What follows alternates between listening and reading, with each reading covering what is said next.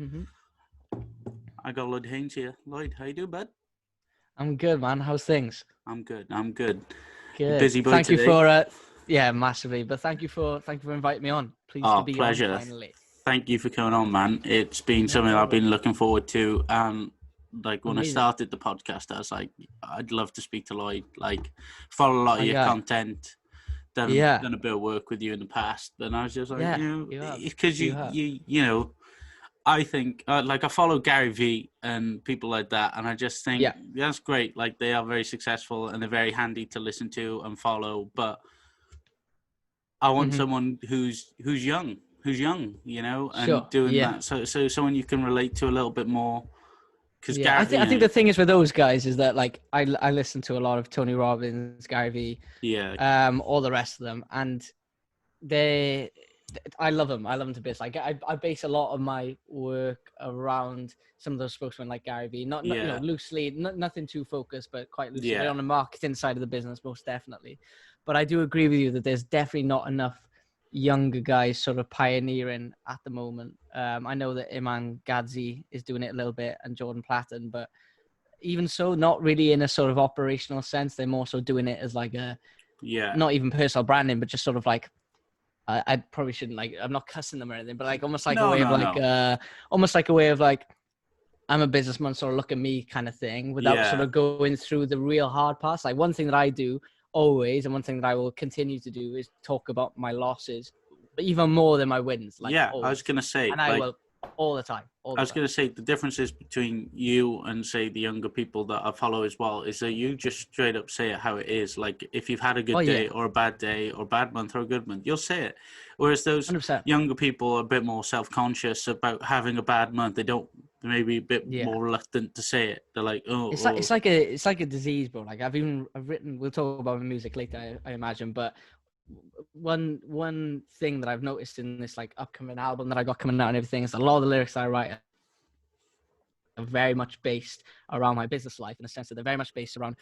I say children, but people my age, even like my generation and even the one below mine, yeah, being very like clout driven and all totally focused on people's opinions and people's negative energy, really, you know. yeah, And I think that a lot of these business guys at the moment online, save for the big speakers like like Gary Vee, etc. But a lot of the smaller guys who are on their way up seem to think that by just by chucking entrepreneur in their bio and then writing about how much money that they've made on Forex or any of that yeah, bullshit, or put them in front of a Merc wheel or anything yeah, like that is somehow smashing it. And don't get me wrong, for some people that is, some people like yeah. are all about that life. I'm fine with that. I'm not cussing that.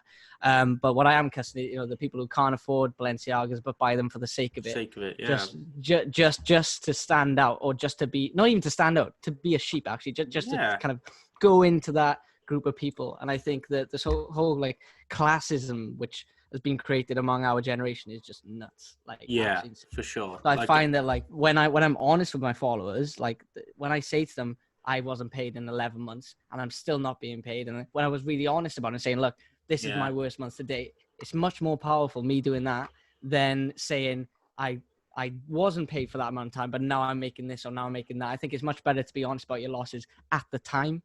And that's one thing that even Gary Vee doesn't do. Even Gary Vee, as much as I love him to bits, he talks about having such a hard immigrant sort of heritage and, yeah, taking so long to scale Wine Library and all the rest of it, which is amazing to hear. Don't get me wrong, it's a real success yeah. story, but we weren't there, so we didn't live it. No, Whereas I want my following to actually be there, and I want them to see it all, like see yeah, all my for bad sure. days, see all my good days. So that's my main objection. Well, yeah, Objective. like I don't know about everybody else, but for me, like it's more impressive seeing someone working hard and trying and not sugarcoating it Exactly. and saying how it is. Then, like as you said, like I really personally, like I'm happy for you if you've got all that stuff, and if you want to buy, as you say, Balenciaga and stuff like that, that's fine. There's no issue with it, but don't act like it's your everyday that you could just go out buy that Balenciaga top or the shoes, etc. Because it's not you, and Yeah, that's what exactly, man. social media has created, and this Oh, generation has absolutely, man. really suffered from it. Is the idea that you have to live a certain way and you have to be a certain way, And if you don't have it, then you're losing. But you're not really, are you?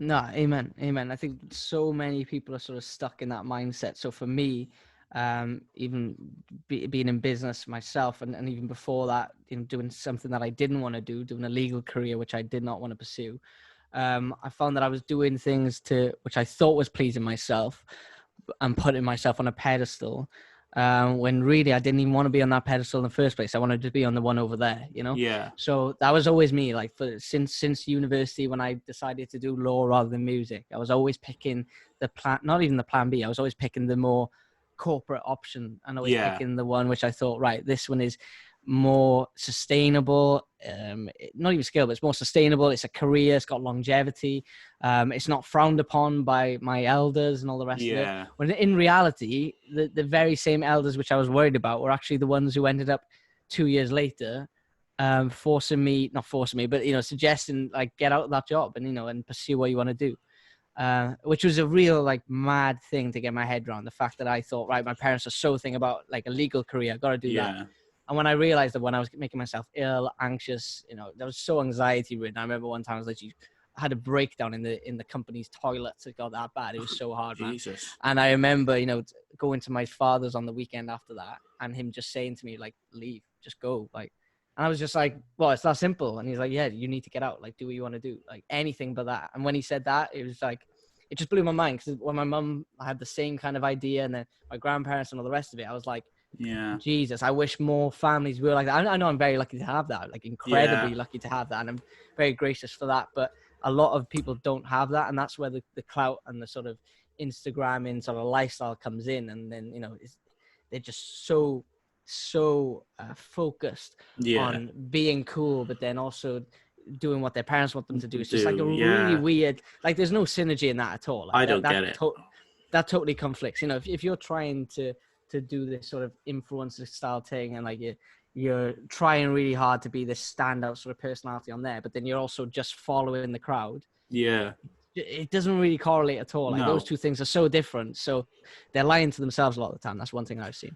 Yeah, I was similar, like, in a situation with you, with, going to sixth form. I did 1 year of it, and I just remember halfway through just thinking to myself, why am I here? Like, I don't. What were you studying? I was doing drama and music technology, and don't get me wrong, I loved those subjects, and that's kind of why I stayed, because I was like, it's like 16-year-old me.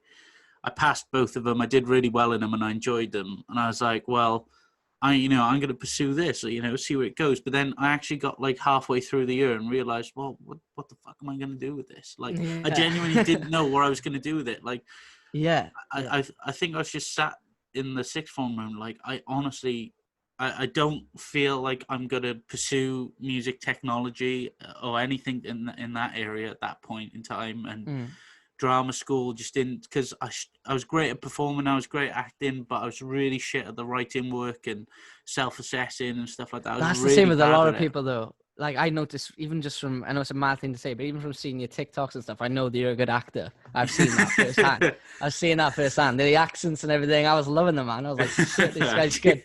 But I know that there's a lot of people like you and I who are in that sort of creative sector who are god awful at theory, and that includes me, man. Like, it's a mad thing, right? And I think my brother's kind of the same. My brother's a musician in BIM. I say he's better at theory than I am, but even so, I think that he's quite like me in the sense that like his practical is solid, and then theory not so much. But for me, it was a massive discrepancy. I'm talking like literally A star every time in practicals, and then every time I did a theory would be an E. Like, and I just thinking to myself, every single time that I did theory, it would always be an E, or even worse. I was just thinking to myself that, like, what is the, like, I don't get how writing in drama is more important than the acting side. Now, I know you could say, well, the script writing and stuff like that, that's fine. And to be honest, if you turn around and said to me, write a script, I'd probably do okay in it.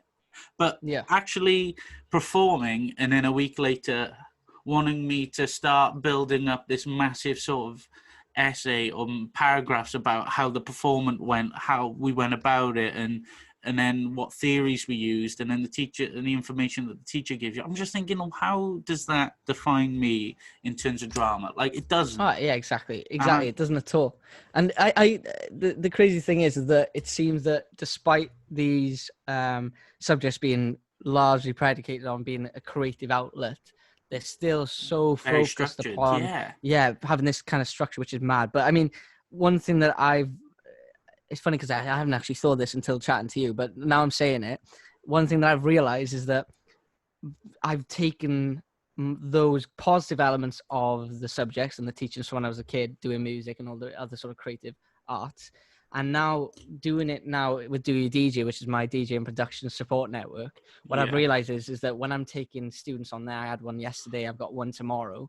What I found is that when I'm teaching them, I'm doing it in a way that I would have wanted to be taught. Yeah. Which is really good. So in a way, I'm kind of thankful that the teaching when I was a kid didn't really come up to par with where I wanted it to be, because now I'm just taking all the bad elements, getting rid of those, and keeping all the good elements. That's one thing I've always said, is that if you have a bad experience, just learn to not replicate that, and instead just replicate what you like, you know? I like that. Yeah, for sure. Every time. So, I mean, that's what I've done with the guys. You know, every single member that I've got, I make sure that they get a real tailor-made experience. And if they're very theory-driven, then, you know, we'll push that. If they're very practical-driven, which near enough 90% of them are, I'll kind of push that then instead. I think education generally, like private or in public, I mean, who am I to say this? You know, I'm just nobody compared to them. But I do generally believe that it needs to be a bit more sort of tailor-made, a bit more customizable. It needs to be flexible. You know? It needs to be flexible. Yeah. Not everybody's the same, and you just think, well, geez, we could do a better job of it. And I'm not saying it's the teachers; it's obviously higher up, but you just know, especially in today, you just know everybody's not the same. Everybody learns at a different pace. Everybody learns differently, and you just think, give them every experience in life, give them every chance in life, because there'll be things, like you said, like you'll take a negative thing, like your experience with music, and you'll teach the people that you work with now, and you'll do it your way, whereas they can kind of take from it and they say, okay, well, you know, say you got 3 lessons in a week and you do it in 3 different ways, at least then they know there's a possibility of, out of 2 of the 3, you know, even one lesson where they are going to get something out of it. Whereas I felt like, you know, there were a lot of lessons where I'm just thinking, I'm actually losing train of thought. Motivation? On constant. Yeah, I'm just losing train of thought by trying so much to understand. You're putting all this effort in and it's draining, and then it becomes a worry, and you're just like, well, I've forgotten. You worried so much, you forgot what you were kind of worried about and learning, and then it's like, that's mad, because that's sort of like with me, with not just with the art side of things, but even with the legal side of things. And that, I was going to ask you, like, how much honestly did you sort of take of your studies into the real world? Very little. I'll be honest. Exactly. Like, same here, man. Like, even with my law degree of 3 years plus the 2 years in A level, you know, that's 5 years of legal teaching there. And I ended up I did still do personal injury law and data protection. That's still offences against, that's still a tort offence against a person. It's not so much an offence, but it's civil claims, so civil liability, and don't get me wrong, whilst that is covered to some degree in your legal teachings, it's very, like, it's so different. It's one of those things that, you know, everyone says, I got a classic example, a classic analogy, when everyone says, when you're learning to drive, and they always say, oh, you don't really learn to drive until you pass your test. Yeah, until you first. And I never understood that, because I was like, well, surely you've already known by then. Like, that doesn't make sense to me. But that now is like, seems to apply to not just that, but also loads of other things. Like, even business. Like, I know I'm jumping here, but let me just take it back a minute. So even with the legal sector, I found that, right, the stuff I'm doing right now is so different from what I learned in university. I wasn't doing all these essays on jurisprudence and all that. Sorry, my Siri keeps knocking on. I wasn't doing all these essays about jurisprudence and things like that, or anything about any sort of new laws or reformations, like the 2013 reformations in civil law were mad. Like, I wasn't even doing things like that anymore. It was purely, you've got this case, you've literally got to get them the settlement figure, like, off you go. Bloody hell. It was very much like, you know, back and forth. and I just learned like stage 1, stage 2, and stage 3 of the claims. Yeah. And it was just replicable, and it was just a continuous cycle. And I realized the business side of law that came into it. It wasn't like it was years ago where, you know, it was literally a quill pen and you're just writing endlessly for days. It was very much check out the cases which are correlated to this one. What are relative to the facts of this case? How can I put that to the insurer in order to get a third party resolution? That was every time. It was just constantly like that. And it became so like, just like a machine. It was just a machinery, you know, like there were just cases coming and going. And that's when I realized, right, this isn't what this isn't the kind of stuff that I thought it was going to be. And although that turned out for the bad in the sense that I left, it kind of set me up for business, because I kind of realized, right, I don't really know what I'm doing until I'm well into the mixer. You know, and that applies for everything now. I realize, like, just going back to the analogy, you know, I don't realize what I'm doing until I've passed my test. So when I was then doing business, I realized 11 months without pay, the 12th month, and I kind of knew what I was doing. So you got a year then of just constant learning, even though I thought, well, I was selling stuff when I was a kid, so this would be a breeze. So it just kind of knows, like, this is our generation. We're so like, not even entitled. I wouldn't even say that as perhaps a negative word to use, but just so naive at times. Yes, for sure. You know, I'm exactly the same, like so naive at times, and just go into things wholeheartedly, don't get me wrong, but also like not really knowing. Just thinking that you do, and thinking like, yeah, I've got this down to a breeze, this will be fine. And then all of a sudden then you realize, actually I didn't really know what I was doing. So the amount of things, transferable skills that you learn like on the job is so different. Yeah. You know what I mean? I get you. Like when I started, like it's actually a month tomorrow since the day where I decided I was going to do the podcast, and I set everything up. And good. Yeah. I'll be honest, I was like, right, I'm going to do the podcast, and I planned it out, created all my socials, signed up to where you can upload it all and stuff like that on the website. And then it came to, you know, finding guests, and that was okay. Like, I personally really enjoy kind of reaching out to people and saying, I think you're good at networking, man. I think you got that down. Like, you're good with that. You've already had some good guests, as far as I can see. I love it. I've had some really. I've been really impressed with the amount of people that were willing to do it and take time out of their day. You know, because you're taking your time out of your day to speak to me, and as much as it's an opportunity for yourselves to maybe promote stuff, it is also like I appreciate it. Like, you give me your time. Yeah. And you know, just promote people. But genuinely, when it came to that first podcast with Kai, I remember sitting 5 minutes before we started thinking, what the fuck? What the fuck am I doing? Like, this is going to be like 3 episodes max, and I'll probably give this up and then go like, and, you know, think, I'm glad you didn't. No, I loved it. Although it kind of, in comparison, like, it's our most popular podcast because it's the longest running one, but like, in terms of, have you tried other ones before this?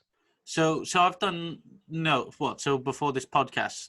No, I mean before this podcast series, have you tried other podcasts, or was this the very first? Never done it. Just listen to listen to a lot of Joe Rogan, a lot of Joe Rogan, and a couple of other ones. Don, by the way. Yeah. Oh my gosh.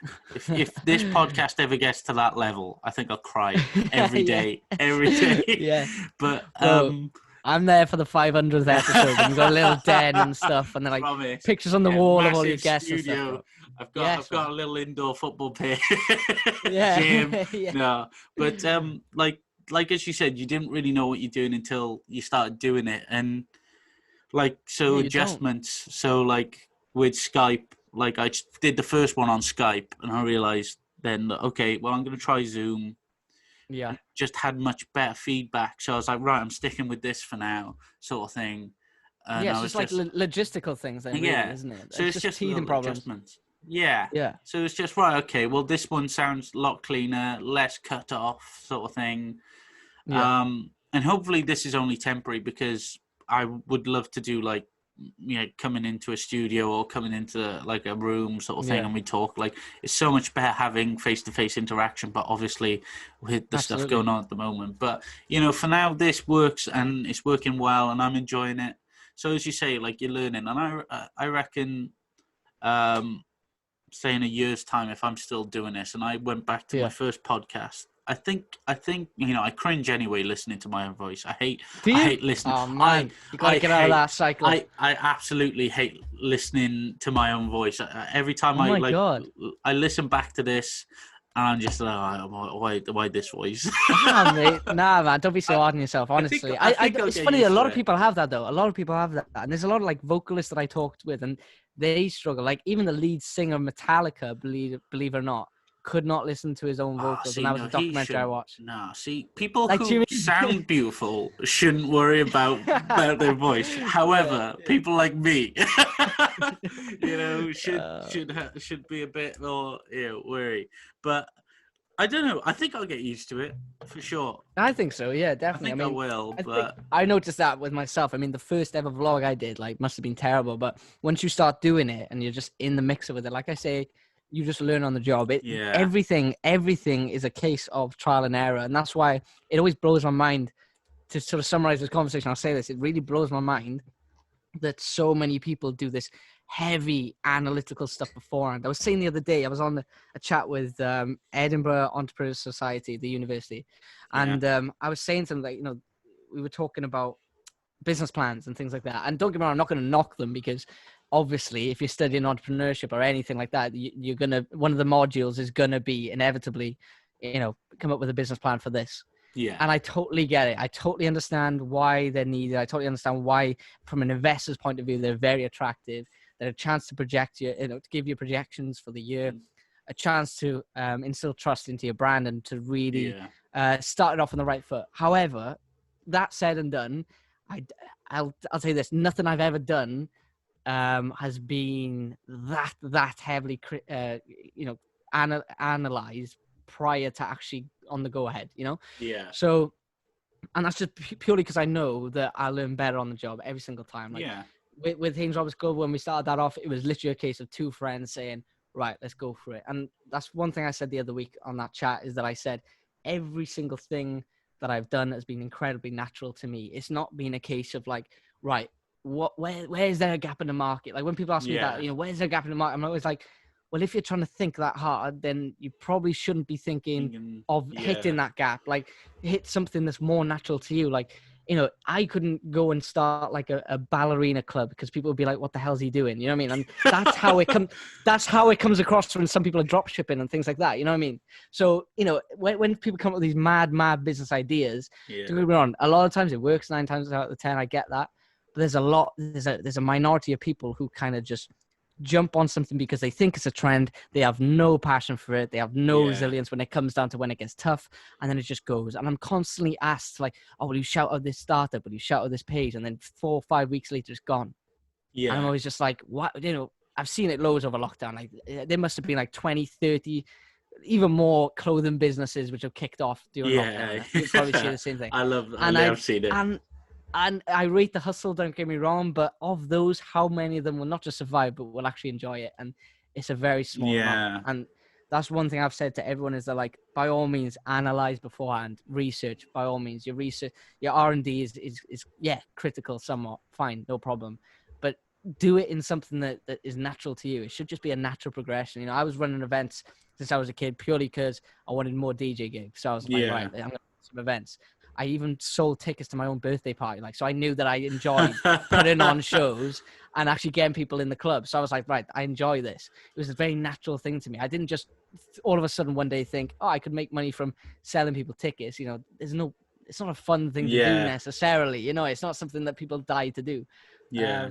So that's the main thing, man. It's just keeping it natural as possible, Yeah, gosh, I got a funny story for you with selling tickets. My friend George and I, we used to go to Pirate Studios a lot, and when we were 18, obviously going out quite a lot, like most Saturdays. Yeah. So we looked at it as Pirate Studios pretty close to town. So we were like, right, well, let's start a pre-party thing. £2 entry, come into Pirate. We'll book Pirate Studio. No, we started doing. I shit love like that shit, man. Yeah. All of it was literally our mates, and then we realised that we couldn't get people who weren't part of our group sort of thing to come in on it. So like we're literally charging our mates £2 to hang out with us. Yeah. So we stopped doing it. We're like, we just realised it's probably unethical on many we just grounds. made all our friends pay to come and watch me and him DJ. Mate, for a that's bit. brilliant. That is brilliant. That's brilliant. Oh, I bet all the promoters would have loved that for a pre-party if you're gosh. taking them over to the club, you know. Yeah. Oh gosh, That's yeah. sick. Like a little limo over to the club. Yeah. I rate that. I rate that. But my point of what I'm saying is, you know, natural. I mean, even that, don't get me wrong, although it ended up not being the case of what you wanted it to be, it's a natural thing, isn't it? You're like, right, let's get a group of people together and let's just vibe off each other, you know? Yeah. Just trying to work things, just trying to see where it takes you. Like that's the thing usually saying with people who starting things up and then like 5 weeks later they go. Like maybe the imagination and the creativity there, but a lot of it is patience as well. Like people don't have the patience, and I'm someone who's learning that through doing this because I've done stuff. You've got to learn if you're running a podcast. Trust me, because it starts off hard and slow, you know, and then it grows. Yeah, and I you know, through research, as you say, looking up, you realize it's going to take some time. But ultimately, my attitude is and how it is that genuinely I just enjoy talking to people. So look at it like that instead of looking at it as, right, I need to hit downloads, I need viewers, I need 100%, I'm just going to have a chat with this guy, promoting stuff, talk to him. Exactly. And then, you know, if it goes off, it goes off. If it doesn't, it doesn't. I love that you said there, you know, about the downloads and stuff. Like if you're able to, I mean, one thing I didn't do, I was distributing mine through Podbean. And when I was looking on the dashboards, like, it's sick, don't get me wrong, it's all fine, but I was looking at the dashboards and I realized, why am I looking at the metrics so much? Like, let's try avoid that a little bit. And I found that I was enjoying the podcast more when I wasn't so concerned about downloads and plays and things like that. And don't get me wrong, that's a hard thing for me to overcome because you got to remember, in my industry of the music industry, not even the business side of things, purely the music industry, downloads are everything, streams are everything. So like, you know, the minute that I get 20K on a track, best believe that I'm doing a post about it. So it's kind of weird sort of dynamic for me that I've got to sort of not worry about the metrics, but also be concerned enough to know when to sort of project that. Yeah, like it's hard, you know. Like the way I do it is when I upload a podcast, I check it twice on the day it goes up. So after two, that's a bit short. Say I upload it in the morning, I'll check midday, and then I check just before I go to bed, and then the following day I'll check it just at midday. I kind of like reduce it then, so it just becomes once a day. But that's just to kind of like not like generally see just look at everything. Like so, I still keep track on my first podcast, just see where it goes, and I'm really interested in seeing where all my viewers are from. So I check that more than anything. Oh, that's sick though. Yeah, it's good to see that. It's good to see that, man. Yeah. I jumped when I have any locations popped up? America, I got America and Mexico. Yes. I had someone listed in Mexico, and I don't know what it is because this person in Washington, Virginia has listened to every single podcast, downloaded every single podcast, and I want them to reach out to me. I really do. So what I'm going to do is start doing posts. Do a post. Yeah, I'm gonna tag my Instagram in the bio, which I was kind of like, don't, but PR got to do it. So I was like, I want people to engage with me more, for sure. Yeah. So. That's what a podcast is at the end of the day. So yeah, of course. But I think you should do it, man. Do a post and say like, you know, you're the first fully dedicated, committed listener. I want to get you on. Like, do it. Yeah, man. It's amazing. Like, I'd love to. Like, that person's probably listening now. So Lloyd Haines is telling you to jump on Marcus's podcast now. But yeah, you know, you get a call now. Like, hey, man. Yeah. I really get a buzz off it. Like, just like more than the downloads, if anything. Like seeing someone in I had someone in Ireland now, my first viewer in Ireland, Dublin, Leinster. You know, that to me is more exciting than the download itself.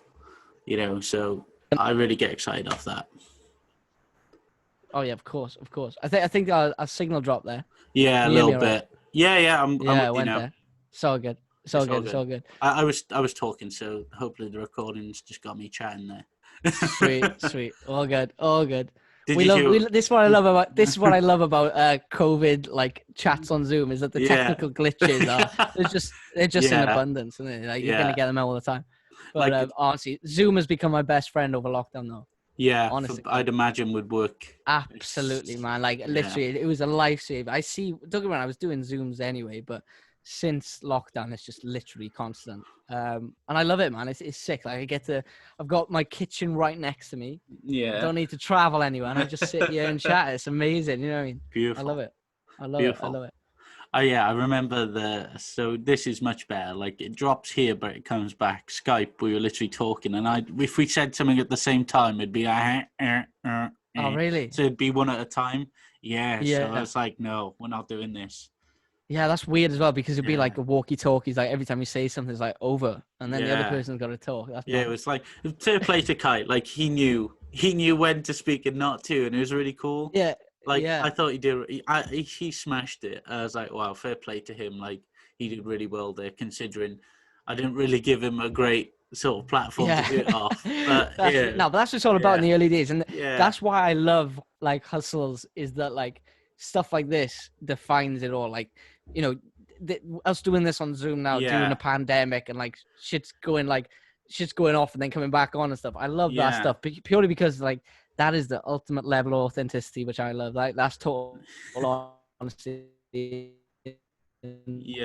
transparency, and I think that too many businesses. That's what I'm saying. Going back to our precise fits all, just works every time kind of perspective, and that's just not realistic these days. When you're hustling, like it's just in your bedroom. You don't have the necessary facilities to do the job, but you get it done anyway. You know what I mean? You're just so determined to get it done that you do it. Yeah. Well, like as you know, it's all about. With like trying to like talking to people to book them on and stuff like that, like my options are even if I'm working on a day, it's after 7:00. So say I finish at 5, go home, it gives me an hour to do what I got to do, and then I'm ready to talk. Like I don't like the whole thing for me of like saying, oh, I'm only available on days that I'm off is ridiculous to me, because there's so much more you can do in a day that's still busy. Like you can just add to it, and I want to be flexible, because at the end of the day, this, as much as it is about me, it's about the people listening and the guests and giving them the content. Like it was weird last week. Obviously, I think I only did my solo podcast, which came early. So like someone said, oh, where's your podcast? And I was like, I'm still doing, like, it felt weird because although I'm not uploading, I'm still doing work. Like I am still working on it. But I love the fact that people are already asking that. It shows that you've got that sort of, they're not relying on you necessarily, but you're accountable for other people now, which shows that you're kind of growing that community, which is so important. Like talking earlier, like about Joe Rogan, if he randomly just stopped doing podcasts for 2 weeks, I'd lose my shit. It would be uproar, like literally uproar. And that's the kind of community you want to develop, someone that's so committed that they kind of push you, dedicate, and get annoyed if you don't release them. Like, and I'm noticing now, like with my music now, I come back, I had like 2 years off releases purely to focus on business. And now that I'm hitting it again now, constantly people saying like, when's the next one? It's giving me the fire that I need. Like, don't get me wrong, I can, motivate myself enough to do it, but it's nice to have someone, someone else kind of echo that, because it is lonely at the top at times, man. And like, if you're doing something on your own as a lone wolf, it can get quite hard now and again. You got to keep your mind fresh all the time. That's why it's always good to work with somebody. But if you're not, and you've got a community which are pushing you, even better. Did you? Because I'm obviously listening to your music. Did you take a song off Spotify? Did you take a song off? Oh man, that's a mad thing. I'll tell you now, like a first dibs thing. I love that song.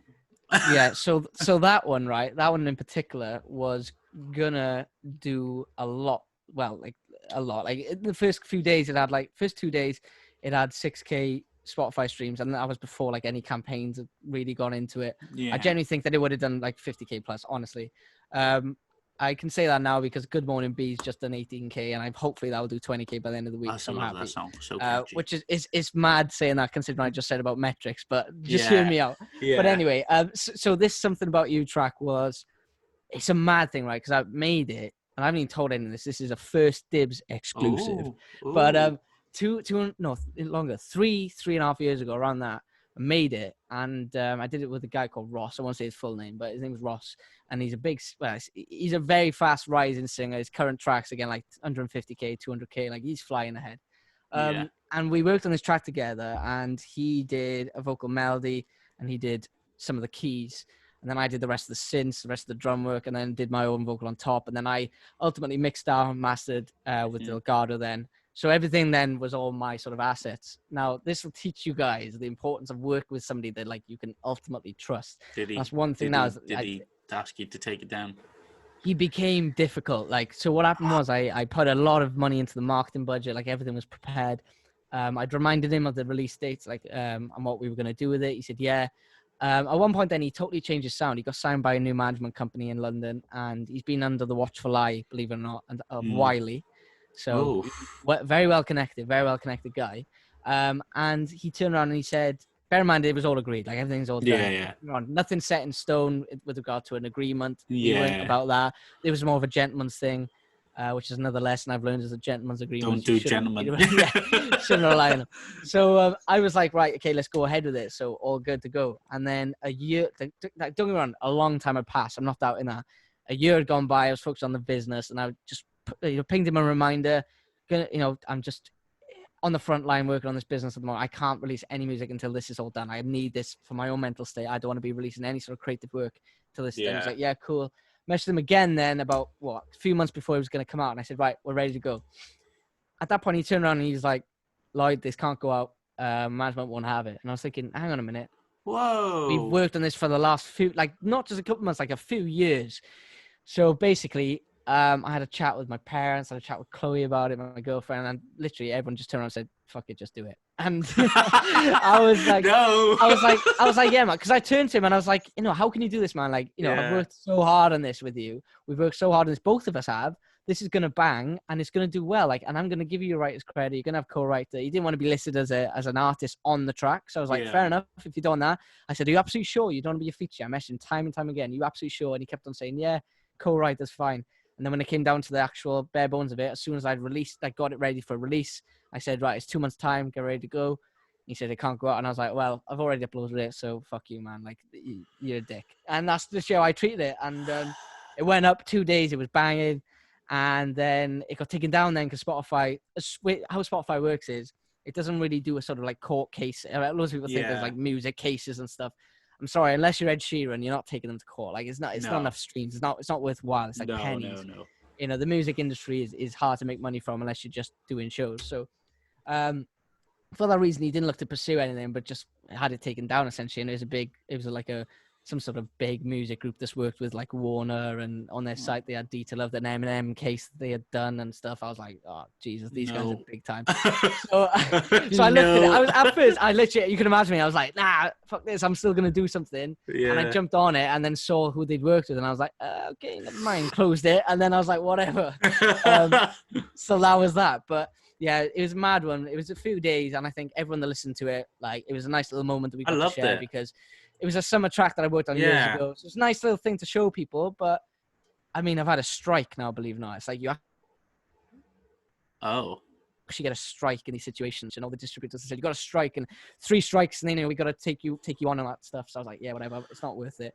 Most guys in the industry look at Ed Sheeran. He was sued for one of his other tracks. Like all these guys, Katy Perry even took someone to court recently. Like, honestly, it happens all the time, very regularly. It's just annoying when it results in your music getting taken down. I'd rather it resulted in a payout, but not.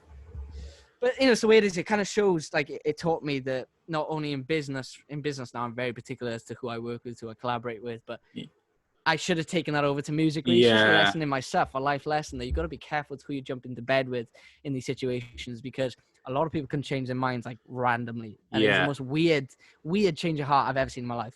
Up there with the weirdest. Like, he was so on it, like, yeah, this is going to bang. Oh my God, this is mad. And the first 2 days of it generating all those streams, I was like, oh, here we go. But it wasn't the case. So it's just the way it is. But I mean, that's only one of a cluster of tracks, which I'm just getting out at the moment. I mean, the label is rocking now. I launched the record label a couple of months ago. Now rolling out with, it was a single a month, now doing 2 singles a month. I signed Nice. 2 months ago with a press team, so now I've got a press team, Ooh. which has been amazing. So yeah, it's done really good for Google rankings and stuff. So it's been mad, man. It's been a weird year, despite COVID and everything. Yeah. All the bad stuff that brought with it.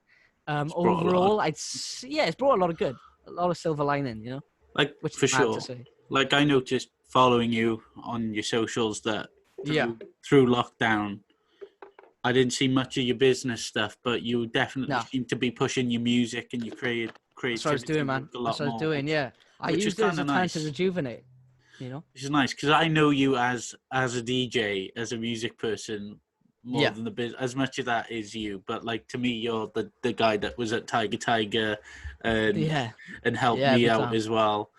Of Gosh. course, man. Of course. That's what I always look to do, and that's what I plan to do with the Do You DJ platform. Is I've got like 10 to 12 guys in there at the moment, looking to get 20 by the end of the year, and they're just the mentorship level that I try and provide is like, I don't want to say second to none, but it is 24/7 support. Like Yeah. on Friday, we jump on a Zoom call like this. We have an hour, and we call it Cuppa of Tunes, which is a sick Nice. name. A sick name. And Nice. we all have a cup of tea, and we bounce tracks back and forth, and we jump on screen shares, and we give live feedback. We got guys in there who have played for Abode in Malta. One of the guys, Owen Cousins, who's fast coming up. I do think he's going to bang. I brought him out to Budapest with me for the Budapest festival. Nice. And I was going to take him out to Croatia in June 20th to Hideout Festival with me, but that was cancelled. So yeah, a bit dead. But hopefully next year we'll do that again. So yeah, that's what it's all about, man. I'm all about like helping out people in that industry because it's so hard. Like I know it is. It's well, so, gosh, yeah. And it's more competitive now than ever. Mojo, man. I mean, I was good at that. Like the way, I've had some bad events, man. Bad events, and that was up there with one of the worst. You know. Well, I love playing it. I'll be honest with you. I just love DJing full stop. And I was like, because obviously I met up with you and Adam quite a bit ahead of time, and we were working on things and stuff like that. And Mojo was definitely up there. You know, the way we were trying to promote that, I think, as you said earlier, it was like very ambitious, and it was like, right, we're gonna try and make this the new big thing on Thursday. And I was like, yes. I was like very much for it, and I love doing the event. 100%. Yeah. I loved the event itself. Like, I mean, I don't know for you, but like personally, because I was DJing, I started it off really nicely with some R&B. Yeah, you did. It was nice. It was a good vibe overall. Don't get me wrong. Yeah. And at one point, while you were playing, actually, there was a good crowd that came in, and they were enjoying it. It was a small little basement kind of vibe, and that's what we wanted to keep it at. 50 to 100 people. But it just was not the time or place for it. And it was a hard night anyway, and in the end, I was like, right, okay, let's move away from that. And again, that talks about being natural, like running the. This is what was the mad thing, right? Is that I had obviously Outlaw, which is a very hip hop culture brand, which is purely clothing, which soon. We got a bit of an announcement of that in the next month. That's going to be making a very fast return, hot and heavy. But what I noticed is that I was trying to push different sort of hip hop subgenre brands. When I already had one anyway. So and this is what I mean about being natural. I mean, like, work to your strengths, and I definitely wasn't. We were trialing and erroring, a lot of stuff, which I always advise to do anyway. But there must have been about 3 or 4 branded nights which we tried and ended up binning after like 1 or 2. Luckily now I know that we have very or I do rather very, very strong and reputable brands which I can carry forward, with the likes of Haines House and Groove, and then the Zoo project that we did, which I was banned, and of course the 90s Rave UK tour was incredibly successful in over 20 UK cities. So, but to get to that point, we had to do the poor shows. Yeah, like, you have to. Like, it's natural. Every e-commerce business in the world, Amazon would have had a day where they didn't sell anything initially. Like, it's just the way it is. And I know that's a kind of macro version of looking at it, but you got to trial and error. You have to. Well, for sure, because you say you did Mojo, it could have gone off. It could have been. Oh, massively, it could have been like for sure. So it's not a case of you like as you say, you have to try and you have to explore. Like for me, like someone said to me, your podcast, is it going to have a theme? And it's like, no, not really. I don't want to do that because that narrows me down then. I don't get to explore with this Nah, podcast. man. I don't I like get the to. fact that it's natural again. You know, Yeah. you it's not non-scripted. It's sort of jump on, chat about where it Yeah. goes, and wherever it goes, who knows? Who knows? You know, I like that. I like that. It's the way I kind of deal with it with clients as well when they're doing in the marketing side of the business. Whenever they're doing any sort of client campaigns, I'm filming campaigns or directing those. I was doing them this afternoon with Charlie. Yeah. What I find is that I don't tend to script it. I tend to like give them a rough idea, which is what you've done on this podcast. Yeah. And I've noticed with your other episodes as well, you kind of give a rough idea, you talk to them, and it just goes a certain way, and you just roll with that. And that's the same kind of principle that you should have in business a lot of the time. If you be too structured, don't get me wrong, structure is good. Structure is good, Yeah. but equally combating that variety is the spice of life, as they say. And I genuinely believe that. And if you just go on a random trend, like just leave it take you where you want to go. I never realized that starting an events company would end up having a marketing division, and now, you know, rebranding as Haines Co. and then having marketing, music, and events all in the same roof. I never would have thought that, but naturally that's how it's ended up being. And now it works so seamlessly compared to what it used to, because now everything's under one roof.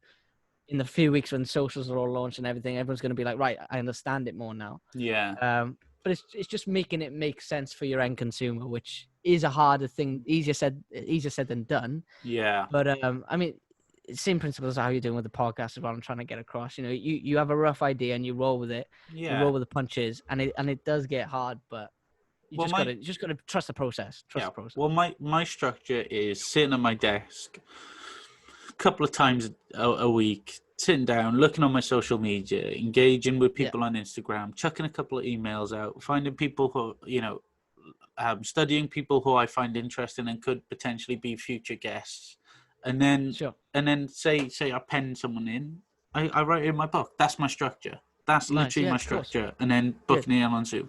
But then everything after that is free flowing. It's a conversation. Like, I've listened to so many podcasts where it's just like the host clearly doesn't give two fucks who he's got on.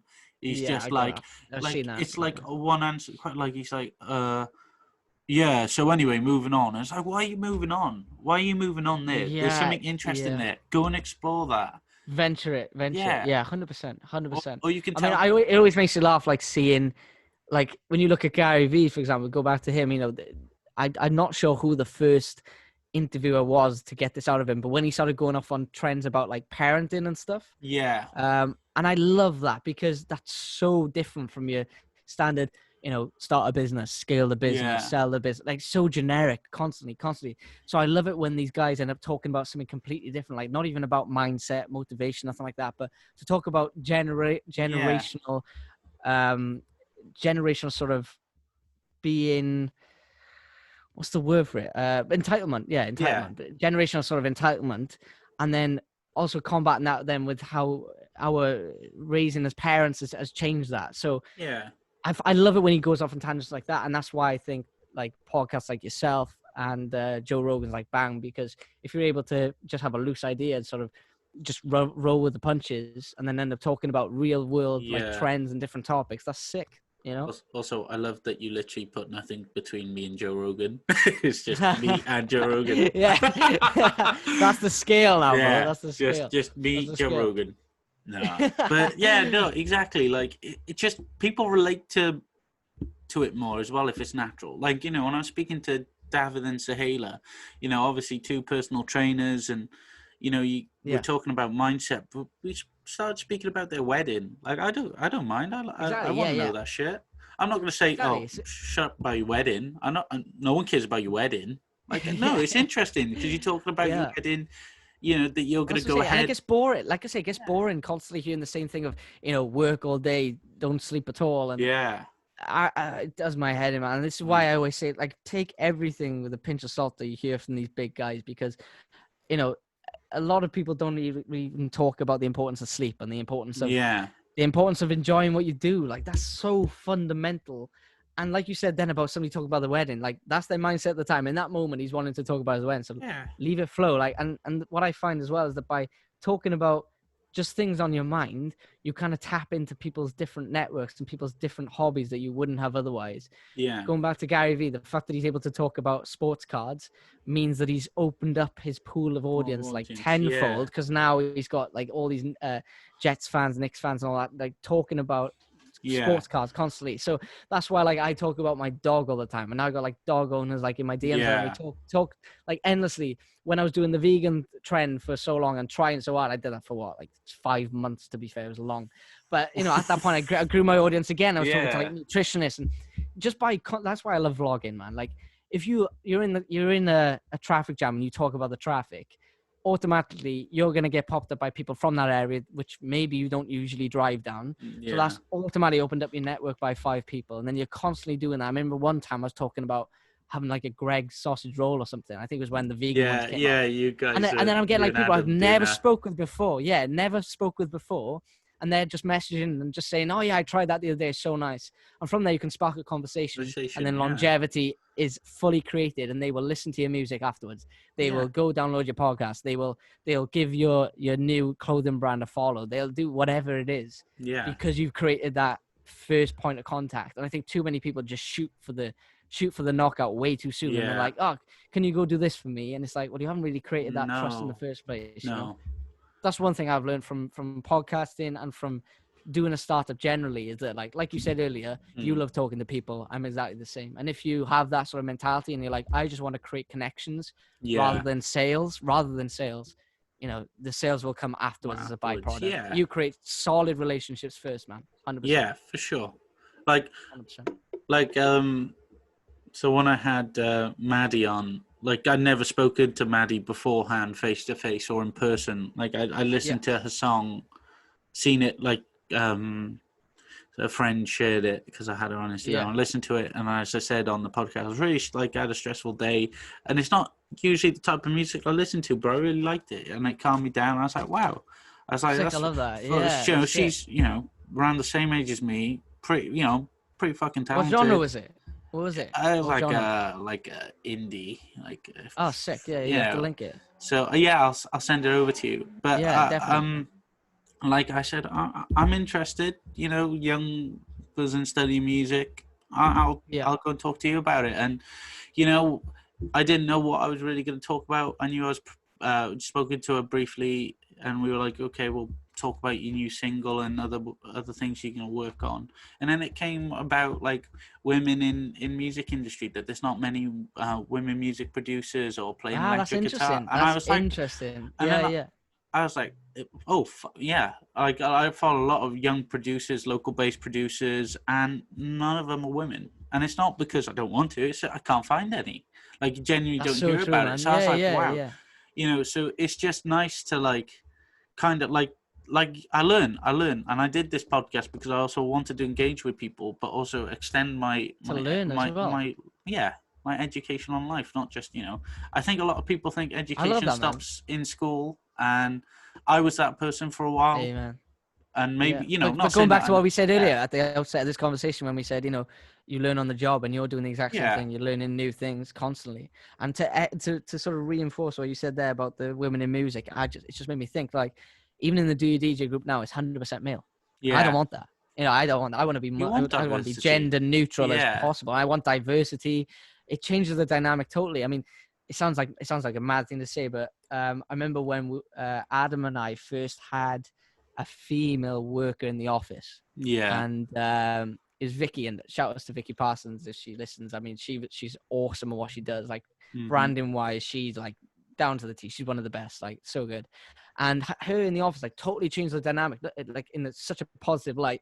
Yeah. But, she got us all sparking up these totally new ideas, which I don't want to say, you know, you wouldn't have had from a male, because that's just going against what I'm saying, and that's sexist if anything. But it just changed the dynamic in a way which you can't even sort of describe.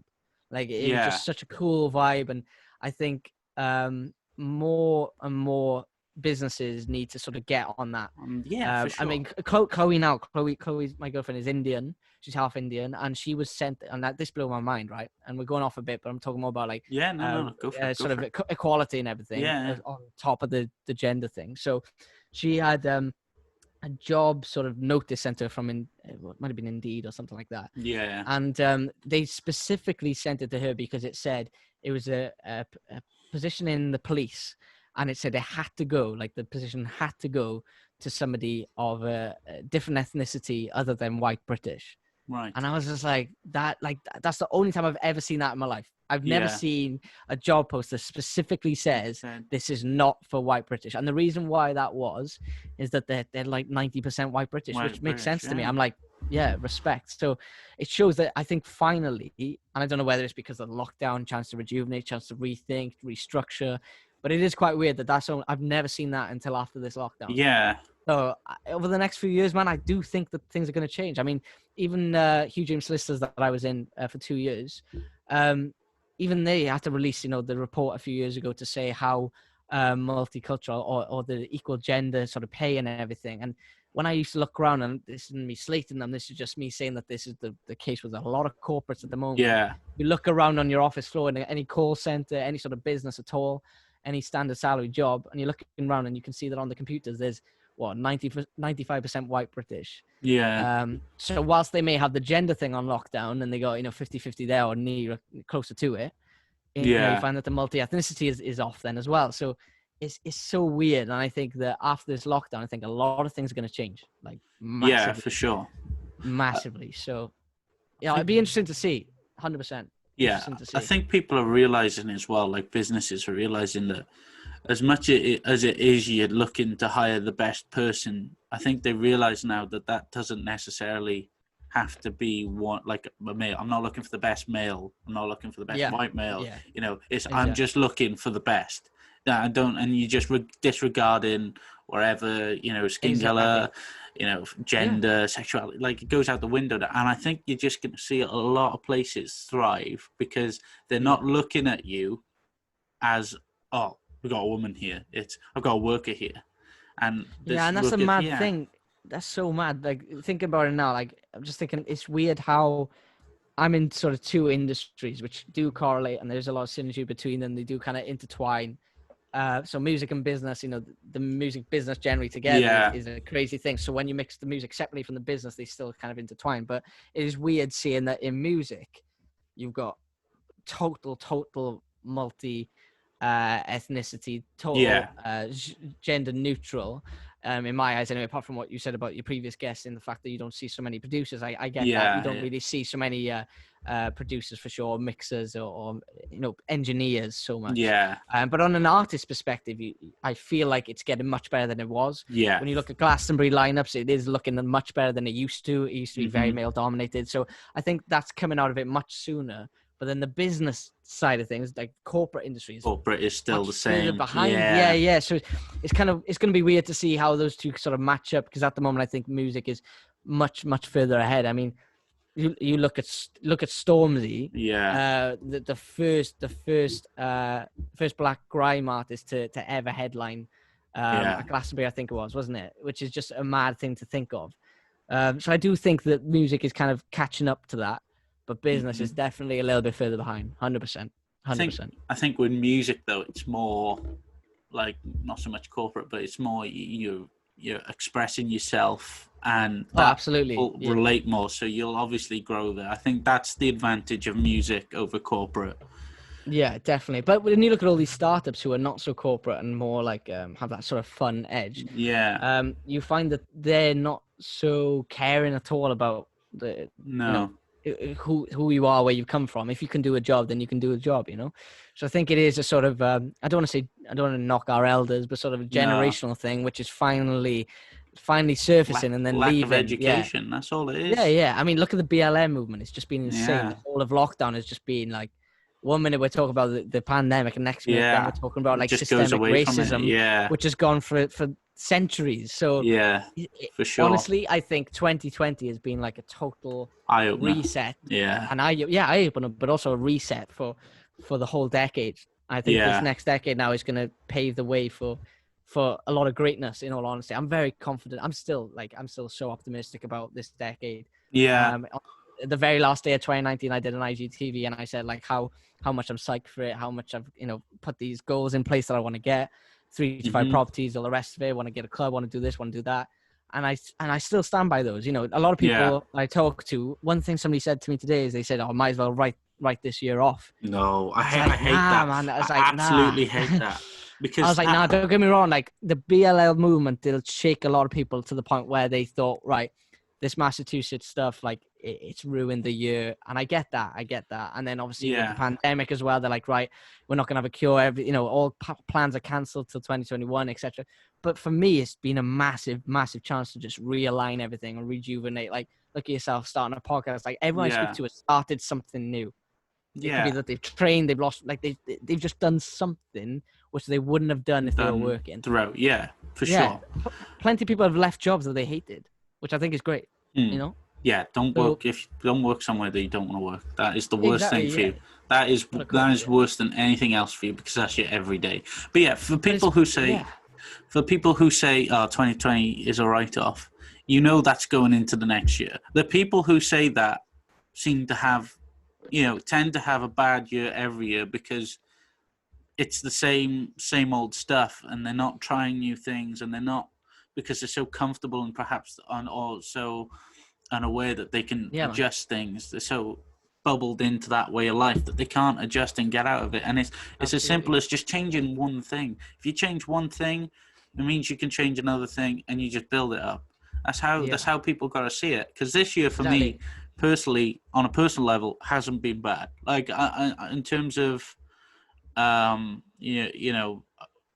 being furloughed for a long time. I'm gutted that I wasn't in work, but of course, that time off, I've worked on myself. It was you don't get three months to work on yourself usually, do you? Exactly, man. And I should probably touch wood saying this, but so far, everyone that I've spoken to post lockdown and not seen them during it, or only saw them sometime before it, the difference I've seen in some people is mad.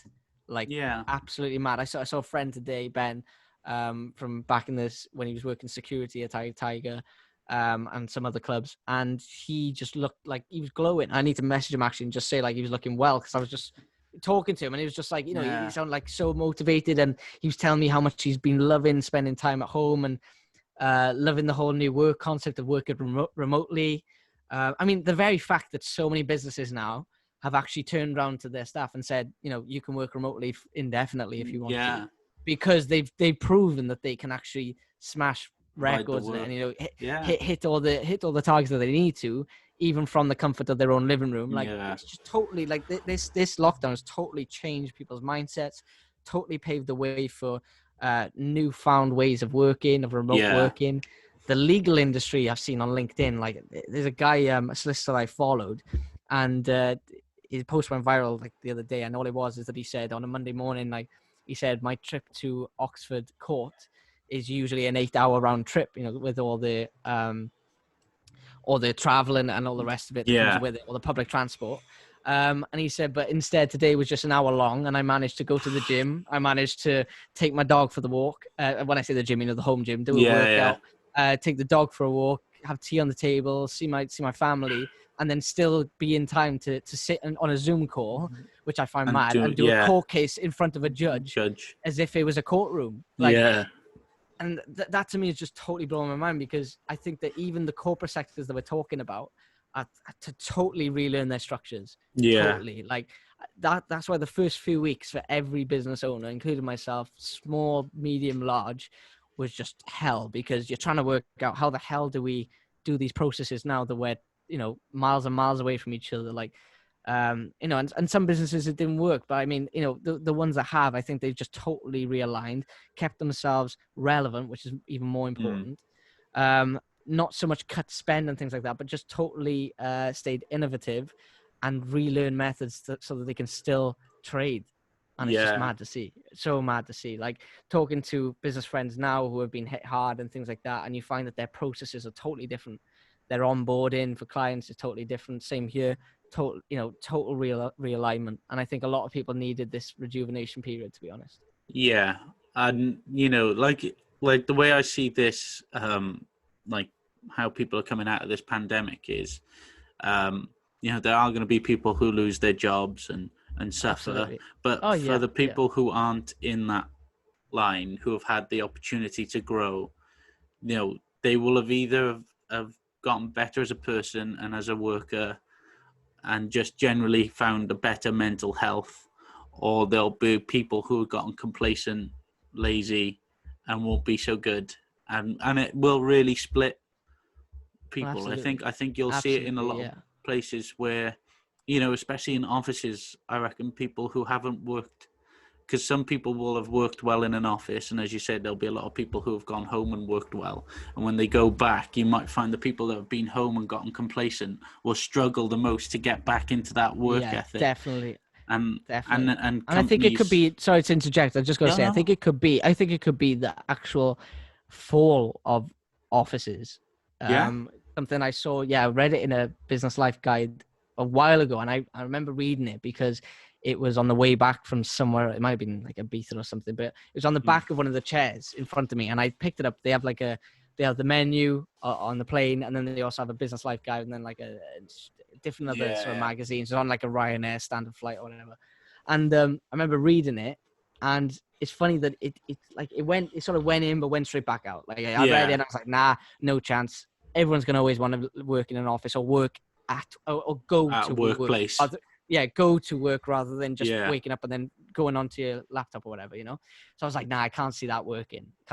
Just left it. And it's funny that like a year later now, after lockdown, I'm thinking, Jesus, I think yeah, they were right. Like I think they weren't lying there, because whilst I personally, I love having an office. I got an office in the Bay. yeah, I love being there. I love bringing my staff in, and I love actually vibing off everyone in the room. I think we can brainstorm really nicely. But there's no reason to say that like when I get a house and everything, that I don't just have like some sort of like a cool garage down the bottom of the garden, which yeah, is just its own office, and it's a home kind of vibe then, like. And I yeah, do think that the sort of more corporate sort of office styles, they'll always be there. I don't think they'll die as such, but I do think that they'll fall slightly. yeah. Definitely.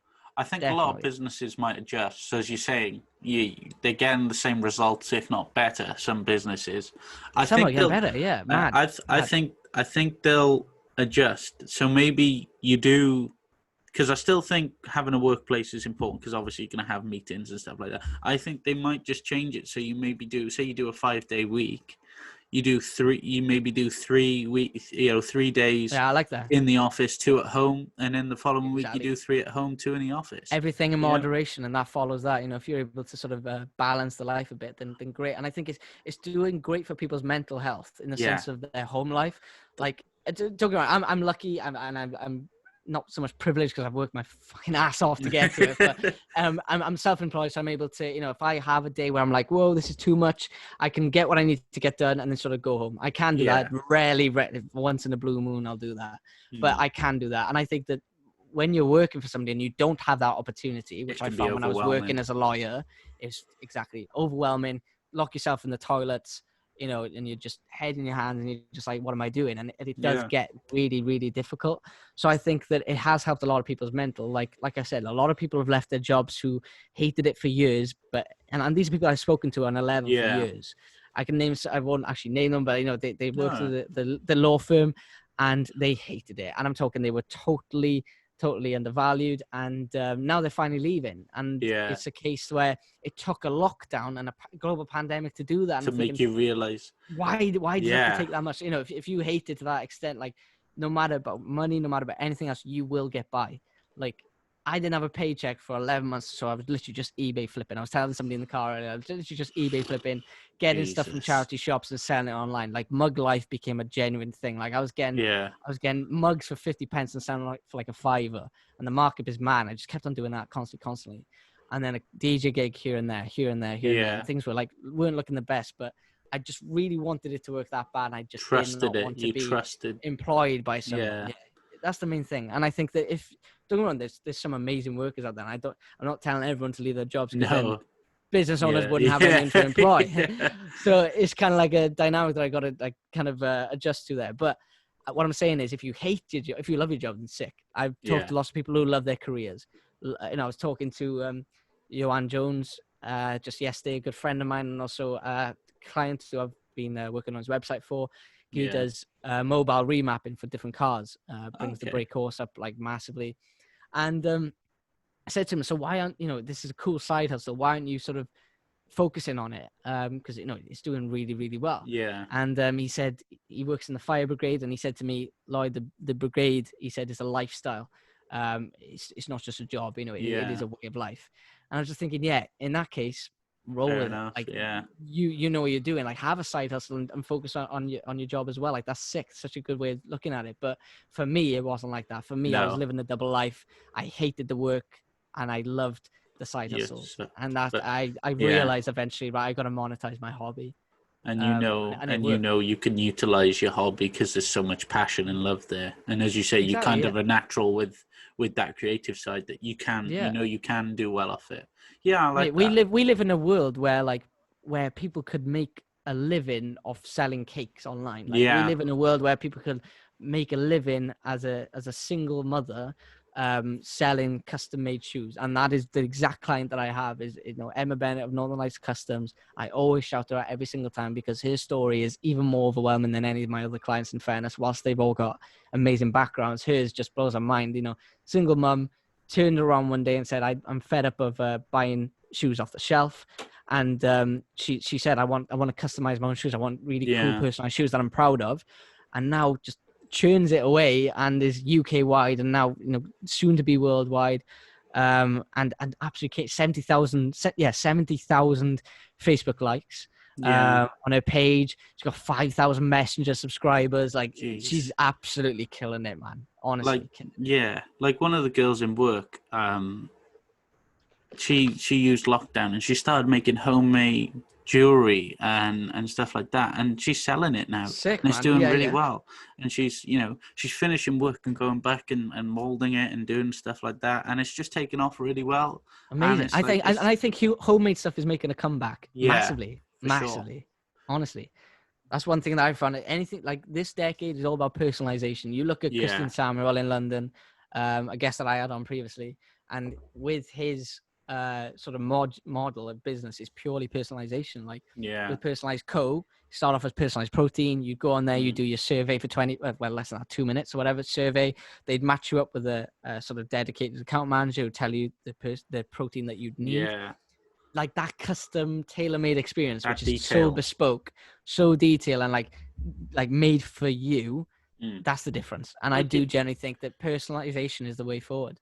Yeah, it gives you the edge that you need. Like, like with you saying that, like a formula, like everybody's different. So like obviously you got your popular like protein shakes and stuff like that, but they may work for some, but other bodies might not work, might not react. Maybe they need a bit, maybe a different kind of. I mean, I'm not fucking whiz on like protein powder and how it works, but they might need another ingredient or something like that, something that just enhances your body a little bit more. And as you said, like with education as well, we're going back to it. It needs to be more personalized and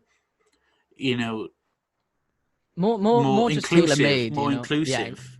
Yeah, exactly that. For sure.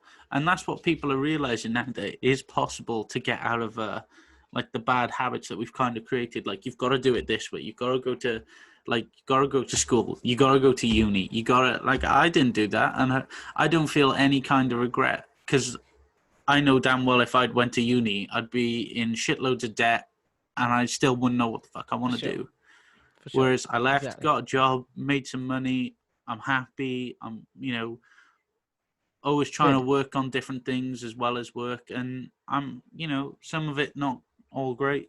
Good, but I can imagine as well, like you're a role model to these kids as well, Yeah. And that comes with its responsibilities, but also its enjoyment as well. Like I love being I know it's a mad sort of example, but I love being a big brother because, you've got younger sort of looking up to you and watching the movements and then trying to replicate those in some way, shape or form, or conversely trying to avoid the mistakes you do. So it's almost like a mentorship thing. I know that these kids you're working with are young, but same thing applies. Like you're the man in their eyes. Yeah. Like I think that's amazing, man. That's like awesome. I'm the younger brother. Yeah.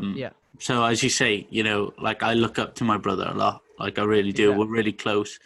And for me, like you see, like I see families where brothers don't talk or siblings don't talk, and I'm just like, Yeah, I know. Always blows my mind. like, Each personally their own, don't of get it. course, but Like yeah. like if we fall out, I'm pretty sure like 5 minutes later we're fine. And it could be a pretty, It's the same it could be here. a pretty extreme argument. Literally, I think we had an Time, man. argument the other day, like kicking off at each other. Well, over even the when you park. say extreme, Yeah. even when you say extreme, it tends to be such a Yeah. trivial thing, and it's like a Yeah. bicker, but it just blows up, doesn't it, Yeah. every time? Yeah. And then yeah, literally 5 minutes later, we're kicking the ball around with each other again, having a laugh and just talking. Exactly. It's like, what was that? And that's what it's all about. Yeah. That is literally what it's all about. And I think that if you're able to sort of use that experience and instill it into the youngsters that you're sort of mentoring, then because that's where it is, you know, you're not just minding these guys, you're mentoring them in my eyes. Yeah. And that's sick. That's sick. 100%. Yeah. Gosh. Yeah. Nah. I made you think now. You're like, wow, I've got a mad purpose here, mad responsibility. Yeah, Jesus. I love it. Yeah, no, it's good. It's good though. I like that you said that. It's opened it up a little bit.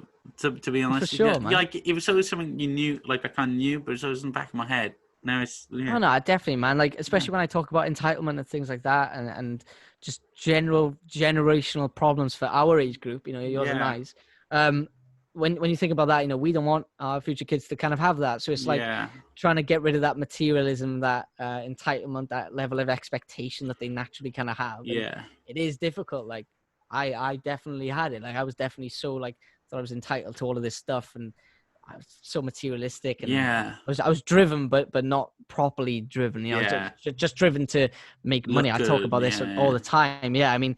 Until a few years ago, I was so materialistic, man, like ridiculously. And it's only since really running the business that I became like, went back to my fundamental self, you know, 11 months, no paycheck. And I was like, I've gone from making all this money as a lawyer to nothing. Yeah. I was hitting bonuses and stuff all the time. I was making all this good money. And then on top of that, running all the events and things like that. When I had a bad stream of events, I was like, right, okay, this is different now. This is, you know, this is different down to life. my fundamental self. But honestly, there was 11 months of no pay.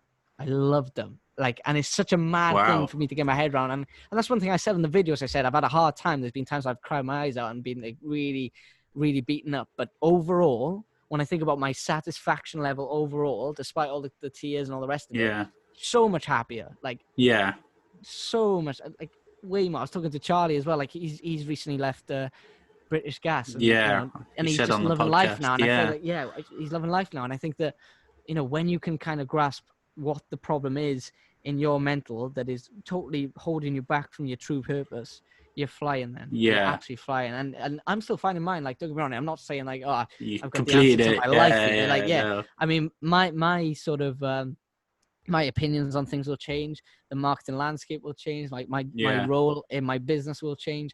Things always constantly getting hit with different sort of anomalies and different variables which you've got to encounter. But when you can sort of learn your own mental, I feel like I know myself a lot better now than I used to the point where I know, right, I need to do this because this will make me feel good, or I need to avoid this because this will make me feel bad. Whereas I used to be such a yes man. All the time. I used to honestly, I would say yes to every collaboration, yes to every single partnership, yes to every single little opportunity where I was working harder than I was being like rewarded. And I don't mean that in a monetary value. I mean in a sort of enjoyment value. And it's taken time for me to realize that. Like, you know, now I'm very particular, very particular. And I think that not enough people are taught that. You know, to no one. To be fair, you probably couldn't even teach that anyway. It's a very like on the job thing. Self-taught, in fact, like, it's self-awareness, isn't it? That's what it is. Like with the podcast, like I've had one or two people ask to do it, and I've kind of been like you don't want to upset anyone, but like I don't want like to have no interest. Like I have no interest, so it's just kind of like one of those things where you just like you're lying to yourself and to them. Yeah, it's no good. I'm gonna kindly. But purely for them as well. Like, as I said, going back earlier, listening to some podcasts where they clearly don't care about that guest. Like, I'm not going to make you talk to somebody who clearly, like, I wouldn't care. Like, if I had no interest in it, why would you talk to me about it? Like, that's wasting not only my time, but your time, and I'm not going to do that to anybody. So it's just one of those one of those cases. If you can't bring them value and they can't bring value to your listeners or to yourself, it's just not a good match. And you can't really get anything out of them, it's on a match. Yeah, but there's plenty of times now that I can recall where I've worked with a client for a while, and I've literally within the first few days, I've been like, we're not really a good gel. We're not really matching here. Like, shouldn't really be doing this. And now, like, I'm glad to say I'm in a position where I can actually turn away that business and say, nah, I don't think that this is right for you. And it's taken a while to do that. Because like I said, it used to be a case where, you know, everyone would be a yes. Everyone would have a proposal. And I don't get me wrong, it's great for a company to be yes about everything, and you know, no matter what the request is, a yes. But when you're working on what I'm doing, which is a very bespoke client service, it's very important that you've got that like social cohesion between the two of you, that chemistry, so that you know that you can deliver for them, and not just deliver for them, but create a relationship of longevity, which is so important. So important. And I think too many people just think, oh, it's just like I said earlier about the firm, you know, it's just like take the business, done. Take the business, done. It's just a conveyor belt of just nothingness with zero substance. Like if you can get meaningful relationships, then not only when you provide them an ROI are they happy with you, but they're going to refer you and stick with you, and you've got that solid business which is just time and time again ticking over, you know, and that's so much more important than a one-off sale, you know. I'm looking to create contracts for not a lifetime. I wish it was a lifetime, but for you know, at least a couple of years, so that I can, you know, bring the best out of them until they move on to something else. You know? Yeah, for sure. That's the main thing. Definitely. Like that's the thing. I've answered my whole business ethos in that question. like it's kind of similar to the podcast, really. Like you're on about coming on for a fifth 100. You know, there's nothing stopping me from doing that, because I like the idea of like I said to Maddie, when you drop your album later on in the year, if it happens, or the EP, come on, let's talk about it. You know, like I for sure. spoke, like I messaged your brother Reese and was like, when you release your track at the end of the month, we'll come on and talk about it and some of the work you got lined up. And I can't wait to listen to that one, man, because he is caning it. Like the last time he jumped on a podcast was my own, and it was months and months ago, so it'd be interesting because he has changed his genre a bit, hasn't he? But it'd be interesting to see the difference. You know, back then he was very indie, and he still bangs when he does indie, don't get me wrong, but I remember when I first heard his rap stuff, and I was saying, like, you need to be doing this like large scale, like this is you down to the T. And since then, like he's released his underground rap label, his imprint, and he's just pushing it hard, man. Like, and he's keeping it. I'm looking forward to that one. I think he'd do real well, man. And his stuff in the pipeline just keeps getting better and better. Every time he shows me a track, I'm just blown away. So it'd be interesting to hear that one because of the difference in time. I mean, when I first when he jumped on mine, I remember he was on the brink of playing in the O2 a couple of months after that. I think it was he played that. I remember seeing that. Yeah, so we went up for that, and he smashed it. But he openly said to me, it might have been a couple of days before or something, he said, "This is my last indie performance though." And I remember saying, like, your last indie performance is in the O2. Like, that's sick. That's hell so of a way sick to sign off. So then he was like, I'm done with that now for a while. I think he'll dabble now and again. I mean, he's still drummer for Crystal River, which is an indie band as well, so he's still doing that. But as for his solo stuff, man, like, and we've got stuff coming out together. We got like a brother, I was gonna ask about EP. That. Yeah, it'll probably be a bit more of an update when he jumps on, if he's in like a month or whatever. But looking to get that schedule. But yeah, we got like either a 4 or 5 track EP together, which is, bro, like, I know I'm biased, but like it is solid. Like, me and him, like, obviously because we're brothers, we know what each other like. Same as you and your brother, I imagine. Like when you're both creatives, like the buzz that I get making music with my brother is like so much more than any other collab that I've ever done. Like, I loved collabing with people. I've got like an amazing relationship with Delgado, of course, like, as Delaines, which is amazing, and he's like a mentor to me, and I love collabing with people. But inevitably, as much love as I've got for all those guys, my brother is my brother, and I always will be. And that blood is like so important. And I think that when me and him are vibing together, especially after all the people that I have worked with in the past, like, it's another level. That track that was taken down, you know, I've realized that, like, it's not just a case of trusting who you work with, but working to your strengths with the circle that you're already in. So I've realized, like, my brother's there, he's on my doorstep, like, let's work together. And every time he comes over and we come up with something, it just blows my mind every time. And like, he brings the best out of me, and I feel like I bring the best out of him with the beats and everything. And he's just caning it, man. And I honestly, I can't wait to see where he's at, like, middle of this decade. Honestly, he's Yeah. generally one to watch, and I mean that. I say that as a neutral, like Yeah. son is a neutral. Whereas his Honestly, brother. everyone I show him to, Yeah. like, on the phone, and it's just like literally just in their ear, and they're just like, this is mad, like, because Yeah. you just wouldn't expect it from him, you know. No. But No, definitely he's listening to his indie stuff. I didn't think Jesus. Like I listened to the first one he released, and I was like, Jesus, what an absolute transition! massive But it was great. transition. It's still great, and Yeah, like you could just tell he loved doing it more. If you know what I mean, yeah, like you he could just tell. Yeah, enjoyed. absolutely. Yeah, And like the love was there. Don't get me wrong. Like he's always loved music, generally yeah, whatever genre yeah. it is. He's very much like me. You'll hop on different things, but we both got that kind of It trait. But at seems, the same yeah, time, I feel like now he's found his niche. yeah. And even though like when me and him jump on stuff together, it's more commercialized, and it's the kind of rap that we do together is very like not even UK, sort of Americanized UK hip hop Yeah, kind of thing, but the new age kind of charty kind of vibe. yeah. And then like when he's doing stuff on his own, it's like his listeners are over deeper in, and but they're over in Moscow. Like yeah. Moscow, he's Oh got good gosh, following, and it's mad. Honestly, like the that's scene over there class. for the underground rap is Yeah, mad. they He'll tell love you it more there. about that for sure. Like Yeah. I'm in no position to talk about that industry, but even the artists that he shows me, you know, they're all caning it, and a lot of them are UK based as well, which is mad. That's class. Yeah. That's class. But yeah, man, I look forward to hearing that podcast, to be honest, because Yeah, the I'm looking difference will forward to be speaking to Reese. uncanny. Yeah. Yeah. Like Mad. I get the change. Like so, obviously, as you know, I started DJing with R&B. I don't touch Yeah. R&B anymore. I don't. Do you not? No, I do house now, deep house, Oh, future really? bass house. Nice, Yeah, I man. love it. Yeah. Like Mala Good. to Chami, stuff like that. I just honestly Nice, man. love that stuff. But So, what drove you away from the R&B stuff? I think it was way too same. Like you've done R&B.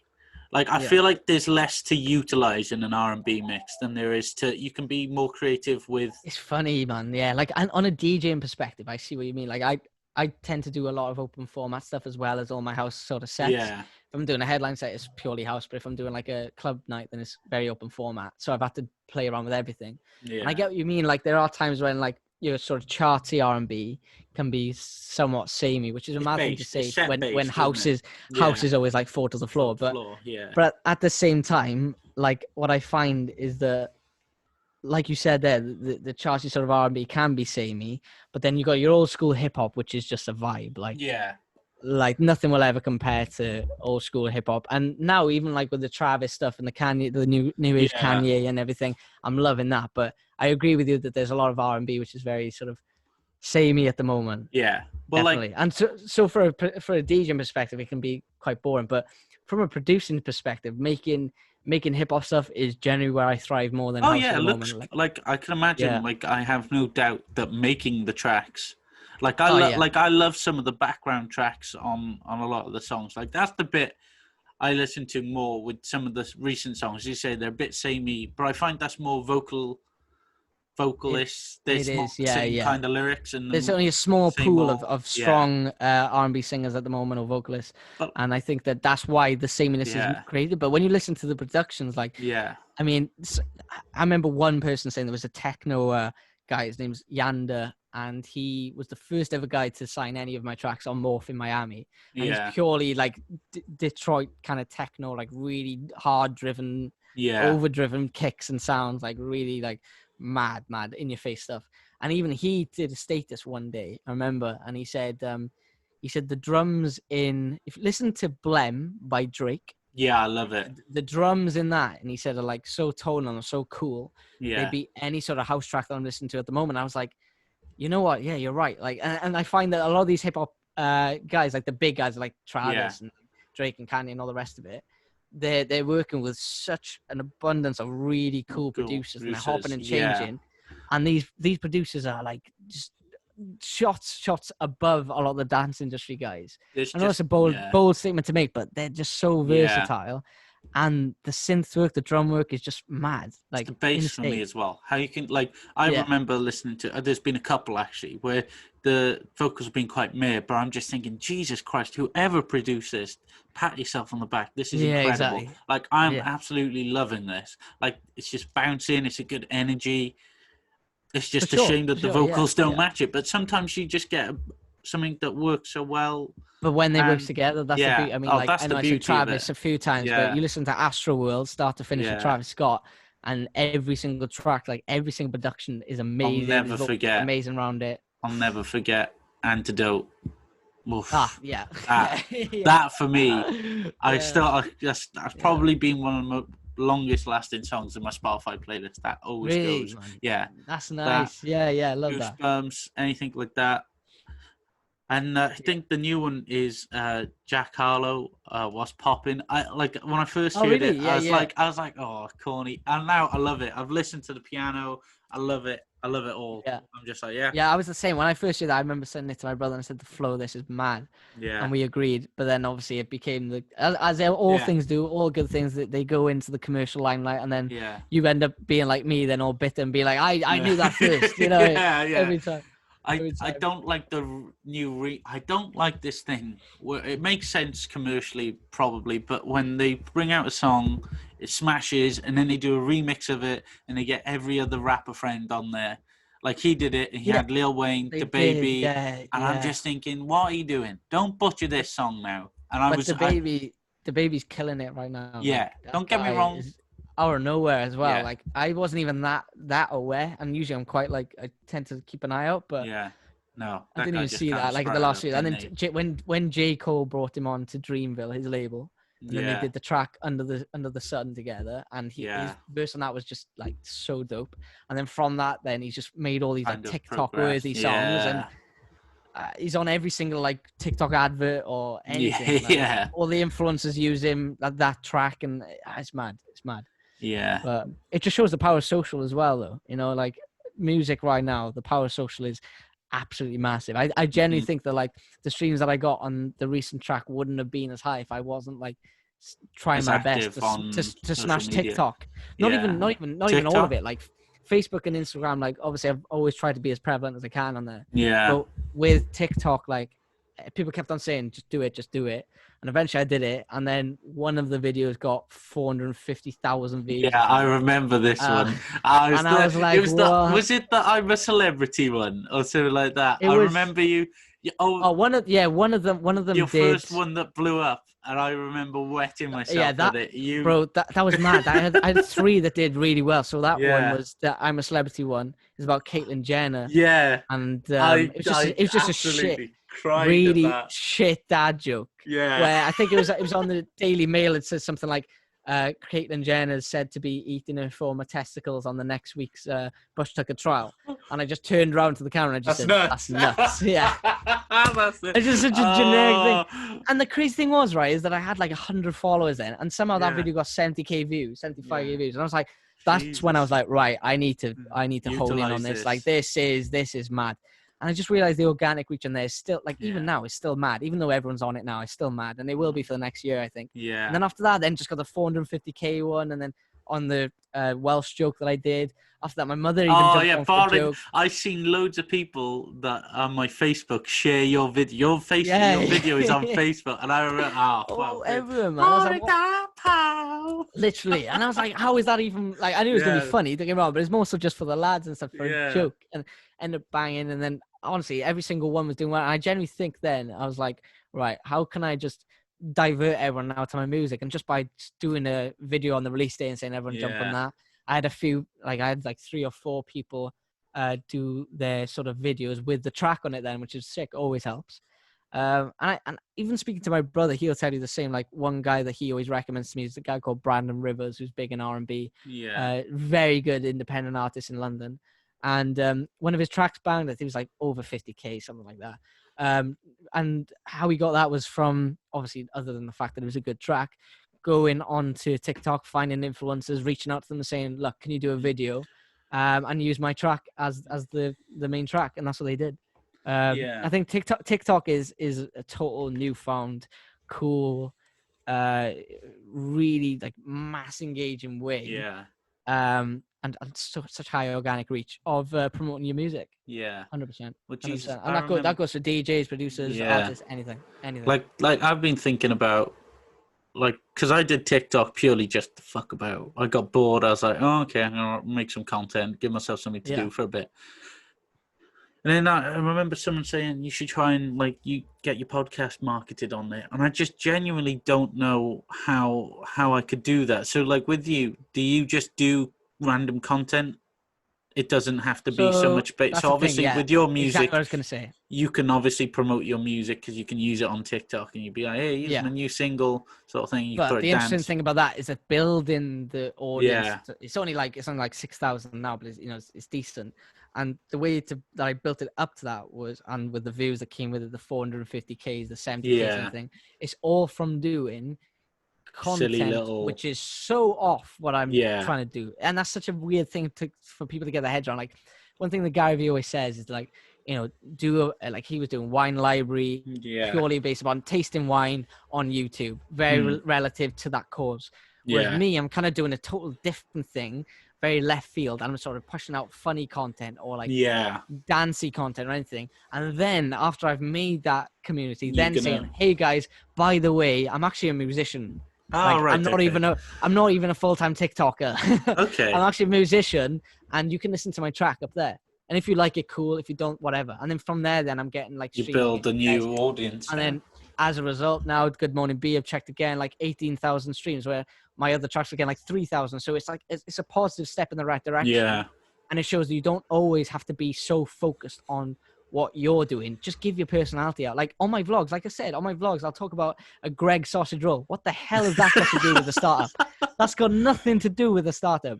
But just by doing that, I kind of learn, Yeah. people learn more about me. I'm able to tap into their networks. I can have a laugh and joke with them. And as a result of that, later down the line, they may have an uncle who needs a website, and then they go, oh, ask Lloyd. Yeah. Or they have a grand, I don't know, a little brother who's just started a startup, and then they're like, Lloyd, this guy needs a funnel done. He needs a marketing campaign. So it's funny how like You it can comes use back. something so. Like Yeah. law of attraction is a real thing, man. And if you're able to just instill people with enjoyment, laughter, a good smile, then it comes back tenfold, like tenfold. Yeah. And that's my main advice to anyone, to be honest. I'm gonna have to get back on TikTok then. Do it, man. Do it. Like, and by the way, I need to practice what I preach there, because, to be fair, I have not been on in a few weeks now. I need a break. It does get very addictive. Yeah. I'll give you that. Yeah. Mad addictive. I've spent I've gone downstairs to do something, and then I found I've wasted half an hour on TikTok. Well, not wasted, but you know what I mean. Like you could have done, and it's like, God, you get into one video, and there's always a good video to start off with. I've never had a moment where it's like, oh, that was shit. It's like, I find a good video, and it's just I went domino myself, and I was like, right, here we go. Yeah. You just keep going through them all. Yeah. But I love the platform. I think it's really sick, and I've already put like one client on there now. Northern Lights Customs, I was saying earlier, they're on there now, so they do like shoe transformation videos, which are cool.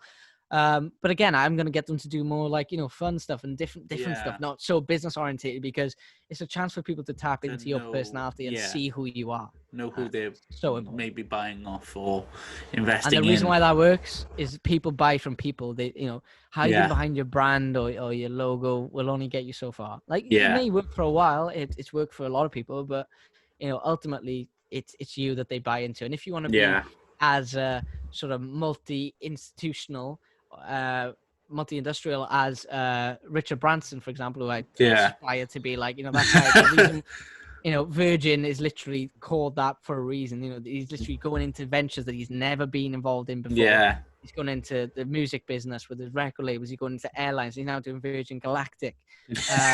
So, and the reason is that his brand is so strong. Like not just Virgin, but Richard Branson. So that's the main thing. All these platforms just greatly help your personal brand. And that's so important. I think it's just reputation.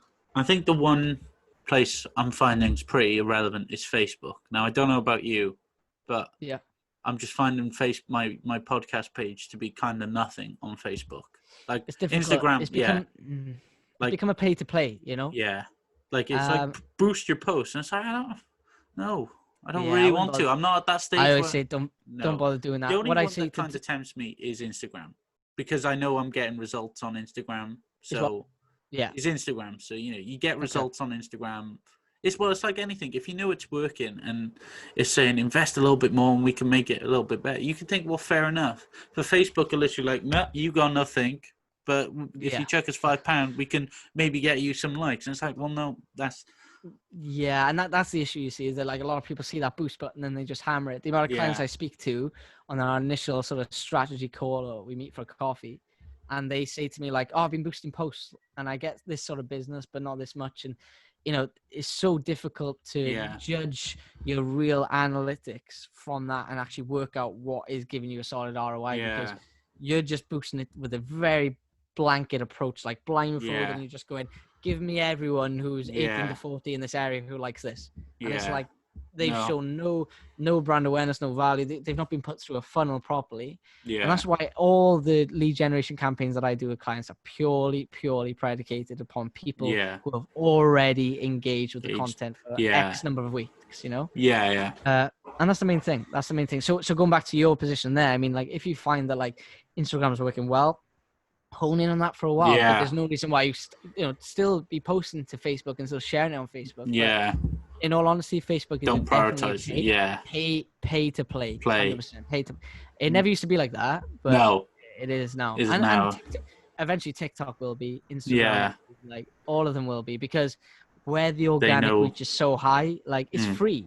Like, I mean, and just hone in on it while it's free, and then until the point where they say, right, now I'm going to start paying for ads. And then something else will come up. Exactly. And that's why I'm saying to myself, I got to get back on TikTok ASAP, because I know that although I've had a few weeks off, I'm like, this is the place to be right now. So jump on it. It's hot. It's difficult. Like, you got that's why I love marketing, though. It's never the same. Like, no, it always changes. Legal industry was way too samey for me. It stayed the same for 5-6 years before reform came about, and even then, the reform wouldn't change too much. So for me, like, I need to be in an industry like this where it's constantly changing. Keeping you going. That's me. Yeah. 100%. Well, it's like me with the guests. You want something different. Otherwise, if it's the same, you're going to be talking about the same old shit. And it's like, amen. Become scripted, robotic, not natural, and it's like, no one wants to listen to this anymore. You don't want any two shows to be the same, and the way that these are going, I don't think that they ever will be, which is great. No, exactly. Like, the next time I speak to you, I'm sure it's going to be something completely different. Like, it's going to be. Well, you brought out an album. There's an album. True. It'd be the album. It'd be about anything. It could have moved by then. It could be about housing. Anything. I don't even know. But Lloyd, that's my point. Is that I love now. You're a billionaire now, Lloyd. Remember me? Remember me, Lloyd? maybe. You'll be some like child mentorship program and all this kind of stuff now. Can you help me, I Lloyd? love it. Yeah. I love it. No, but that's the point, though, isn't it? Like, you don't know where the journey's going to be, and that's the beauty of the butterfly effect, is that your one choice today can totally pave the way for tomorrow. Yeah. Exactly. Wow, that's a solid ending. Oh gosh, that's a good way to go. Wow. I've enjoyed this. I'm sure people are going to love this one. There's so much. Oh, for sure, man. Yeah, I've enjoyed it. I've enjoyed it. And I should just head down and just chat about anything. That's the beauty of it. Yeah, go and listen to Lloyd's music on Spotify. He dropped an EP with Delaines. Well, they are Delaines Delgado. Sorry, my bad. Delgado, yeah. Listen to that. I've got new music coming out end of the month. I've got a track coming out with Kama. Kama's a mad vocalist, such a good singer. I remember him. I got like two a month coming out for the next few months. So a lot of music, a lot of love. Nice. Pretty much. Yeah, man. This has been great. Let us know what you think about this podcast, please. I've enjoyed having Lloyd on. I hope you guys have enjoyed listening to myself and Lloyd digest into many different topics. But it's been great. Soon again, I'm sure. Yeah, thank you, man. Nice Cheers. one, guys. Thanks for having me on. And thank you, everyone, for listening. Thank you, guys.